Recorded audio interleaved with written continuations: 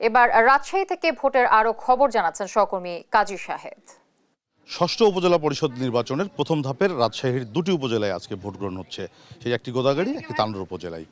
সকাল থেকে ৮টা থেকে যে ভোট গ্রহণ শুরু হয়েছে, সেই ভোট গ্রহণের মধ্যে প্রতিটি কেন্দ্রেই কিন্তু দেখা গেছে যে ভোট কেন্দ্রগুলি ফাঁকা, মানে ভোটার উপস্থিতি অন্য সময়ে যে ধরনের থাকে তার চেয়ে অনেক কম। গত জাতীয় সংসদ নির্বাচনেও আমরা দেখেছি যে ভোট কেন্দ্রগুলিতে প্রচুর ভোটার ছিলেন, কিন্তু এবার সেই ভোটারের উপস্থিতি আমরা কম দেখতে পাচ্ছি। তবে এই যে কেন্দ্রটি আছে আয়েশা সাবির আলী মাদ্রাসা, সেই মাদ্রাসা কেন্দ্রে কিছুটা নারী ভোটার আমরা দেখতে পাচ্ছি।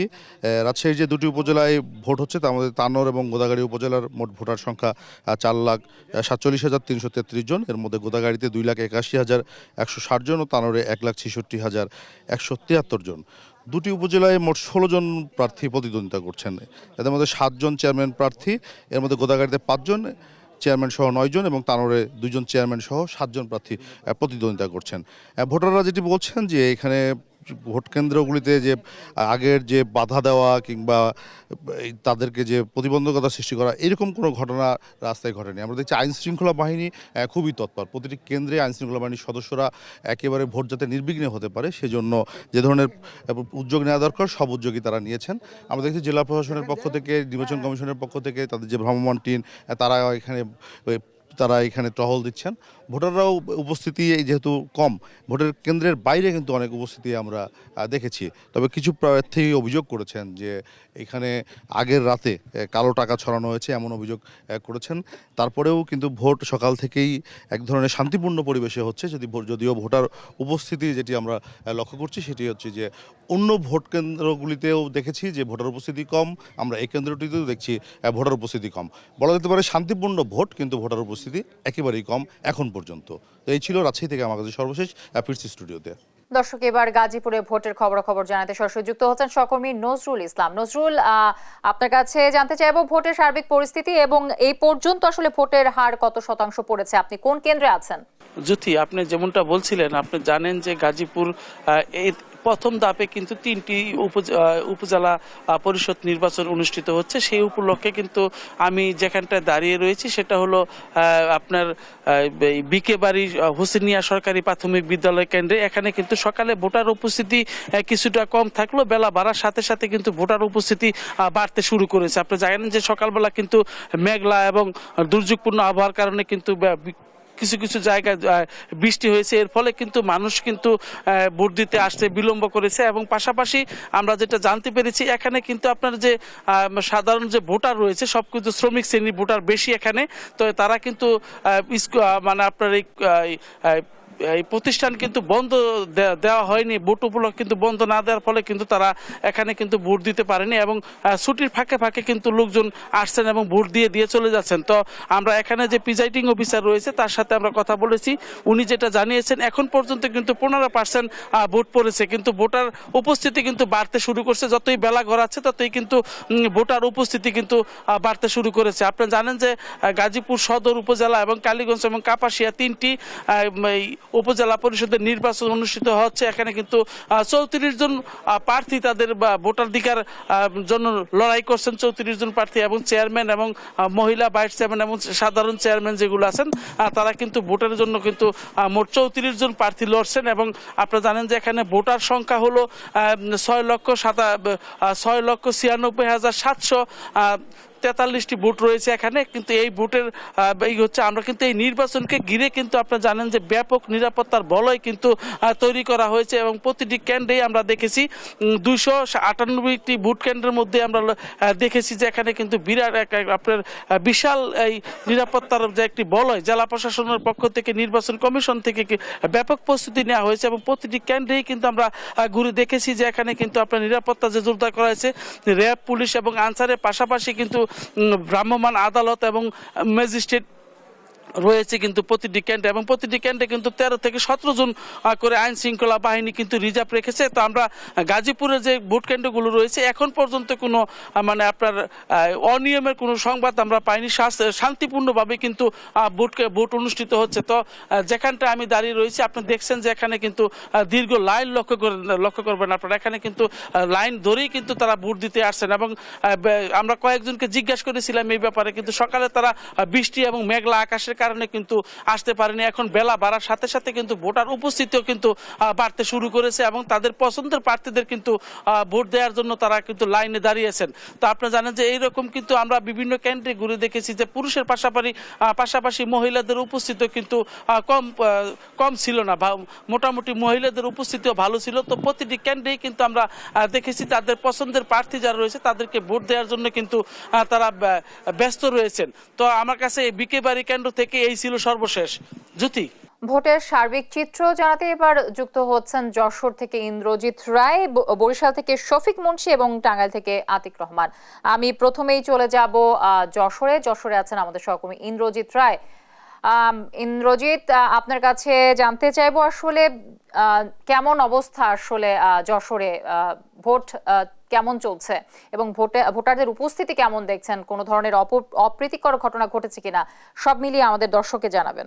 ধন্যবাদ জ্যোতি। আসলে যশোরে কিন্তু দুটি উপজেলাতে ভোট গ্রহণ অনুষ্ঠিত হচ্ছে, কেশবপুর এবং মনিরামপুর উপজেলা, এবং এই দুই উপজেলায় ইভিএম পদ্ধতিতে ভোট নেওয়া হচ্ছে। অর্থাৎ সকাল 8টা থেকে ভোট গ্রহণ শুরু হয়েছে, বিরতিহীনভাবে ভোট গ্রহণ চলবে বিকাল 4টা পর্যন্ত। আমরা মনিরামপুরে আছি এখন। মনিরামপুরের যে কপালিয়া সরকারি প্রাথমিক বিদ্যালয় কেন্দ্রে, এখানে 2200-র বেশি কিন্তু ভোটার রয়েছে। তার মধ্যে 4 ঘন্টায় ভোটাধিকার প্রয়োগ করেছেন 295 জন ভোটার। অর্থাৎ ভোটারের উপস্থিতি কিন্তু আমরা খুবই কম দেখছি। শুধু এই কেন্দ্র নয়, অন্যান্য কেন্দ্র আমরা ঘুরে দেখেছি, সেখানেও কিন্তু ভোটারের উপস্থিতি অনেক কম।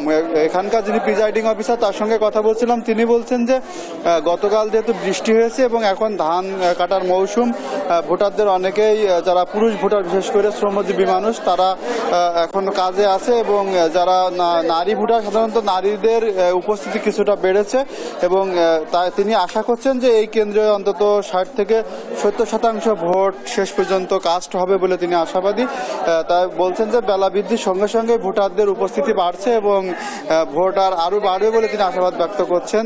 সব মিলিয়ে যদি বলি, মনিরামপুর এবং কেশবপুর উপজেলার কিন্তু ভোট গ্রহণ ইভিএমে হচ্ছে, এবং মনিরামপুর উপজেলা যিনি একজন প্রার্থী আমজাদ হোসেন লাবলু, তিনি সাংবাদিকদের সঙ্গে আলাপকালে বলছিলেন যে ইভিএম এর কারণে অনেক জায়গায় যান্ত্রিক ত্রুটির কারণে ভোট গ্রহণ ধীর গতিতে ভোট নেওয়া হচ্ছে, এবং সে কারণেই ভোটারদের যে ভোট গ্রহণের যে বিষয়টি, সেটি ধীরে ধীরে ভোট গ্রহণ করা হচ্ছে। যান্ত্রিক ত্রুটি কাটিয়ে উঠতে পারলে ভোটের উপস্থিতি আরও বাড়বে বলে তিনি আশা করছেন। এবং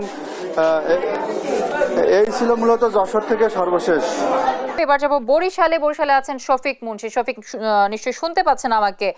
প্রায় 4 ঘন্টারও বেশি সময় হয়ে গেল ভোট গ্রহণ চলছে। এখন পর্যন্ত আসলে ভোটের হার কত শতাংশ পড়েছে, আপনার কাছে কি তথ্য আছে জানাবেন আমাদের দর্শককে। যদি আসলে আপনি যেমনটি বলছিলেন যে বরিশাল সদর এবং বাকেরগঞ্জ এই দুই উপজেলায় কিন্তু আজ বেলা 8টা থেকে কিন্তু উপজেলা পরিষদ নির্বাচনের জন্য ভোট গ্রহণ শুরু হয়েছে।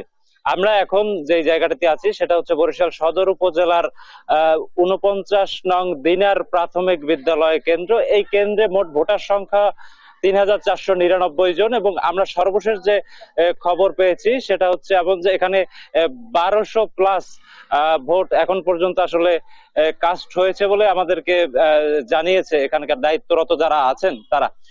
আপনাকে আরেকটু আসলে জানিয়ে রাখি, বরিশাল সদর এবং বাকেরগঞ্জ এই দুই উপজেলায় কিন্তু কেন্দ্র আছে যথাক্রমে 68টি এবং 113টি।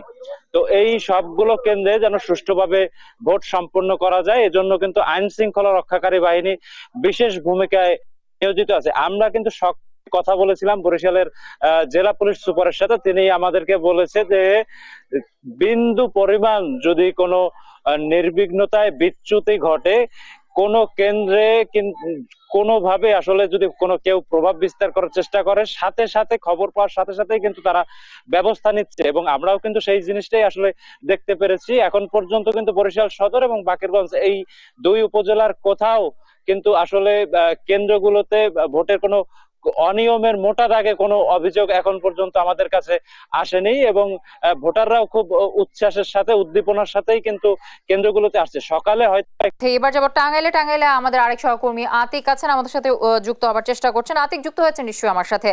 আতিক, আপনার কাছে একই প্রশ্ন থাকবে, ভোট গ্রহণের সার্বিক পরিস্থিতি সম্পর্কে আপনি আমাদেরকে জানাবেন ছোট্ট করে।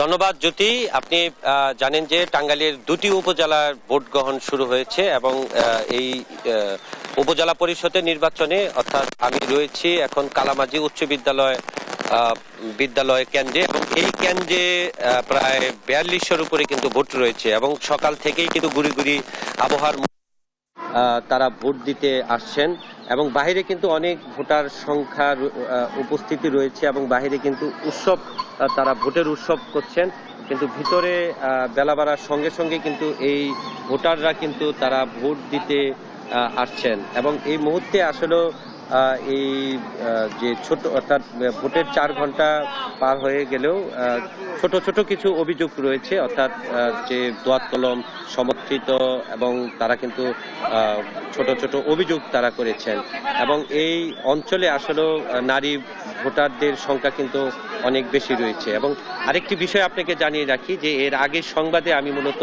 এই কেন্দ্রে আমি লাইভ করতেছিলাম, তখন কিন্তু আসলে ম্যাজিস্ট্রেটের বাধার মুখে আসলে করতে হয় এবং পরবর্তীতে তিনি কিন্তু আসলে লাইভ না করার কিন্তু আমাকে নির্দেশনা দিয়েছিলেন। তো এই কেন্দ্রে আসলে যারা ভোট দিতে আসছেন তারা বলছেন যে ভোটের পরিবেশ এবং পরিস্থিতি খুবই ভালো রয়েছে এবং দুটি উপজেলায় এই ভোটের আইন শৃঙ্খলা বাহিনী কিন্তু পর্যাপ্ত পরিমাণ রয়েছে এবং এখন পর্যন্ত আসলে ছোটখাটো ঘটনা ছাড়াও তেমন কিন্তু বড় ধরনের কোনো ভোটের পরিবেশ সমস্যা হয়নি। যদি এই ছিল আমার কাছে সর্বশেষ উপজেলা পরিষদ। যশোর থেকে ইন্দ্রজিৎ রায়, বরিশাল থেকে শফিক মুন্সি এবং টাঙ্গাইল থেকে আতিক রহমান আমাদের সহকর্মীরা যুক্ত হয়েছিলেন ভোটের খবরাখবর জানাতে।